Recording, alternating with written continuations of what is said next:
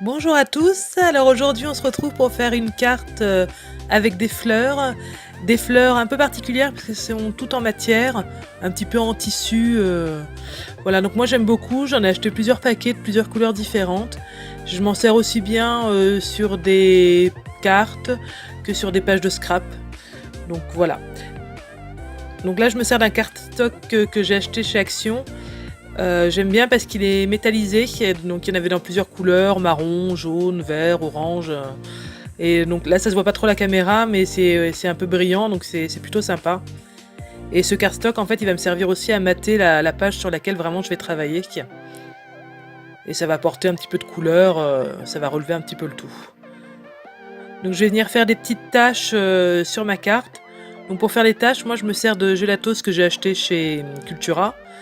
Après vous servez de ce que vous voulez, hein, encre de Chine, la distress si vous avez.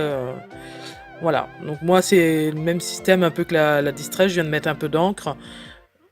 Je prends un pinceau avec de l'eau et je vais y faire des gouttes. Voilà, j'ai failli oublier de mettre mes deux petits caches. Alors pourquoi je mets ces caches? C'est simplement parce que je veux donner vraiment un aspect vertical à la carte.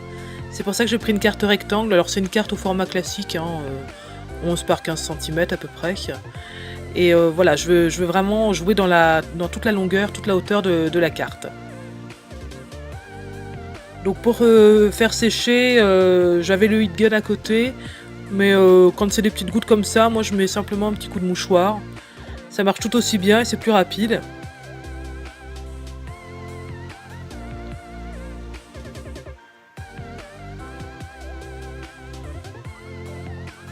Donc là je prends un tampon feuillage pour aller avec les fleurs. Je vais me servir encore de mes gélatos pour ancrer le tampon. Alors, ancrer avec les gélatos, je le conseille pas forcément. N'achetez pas ça en vous disant voilà, je vais acheter ça et ça me fera de l'encre en moins à acheter.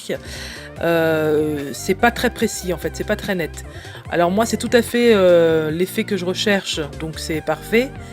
Mais quand on veut un tampon bien net, non, il faut se servir d'encre. Voilà, moi c'est pour faire un fond, faire un aspect un petit peu diffus. Donc pour ça y va. Mais bah, d'ailleurs vous le voyez bien, les dessins qui peuvent être assez fins parfois sur les tampons ne ressortent pas avec le gelatos.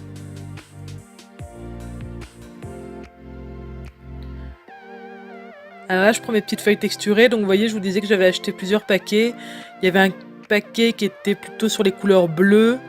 Bleu canard, turquoise, tout ça. Un paquet plutôt sur les rouges, rouge orangé. Et là, moi, je vais me servir des fleurs qui sont plutôt roses pour aller avec le fond de carte que j'ai choisi, le cardstock que j'ai choisi.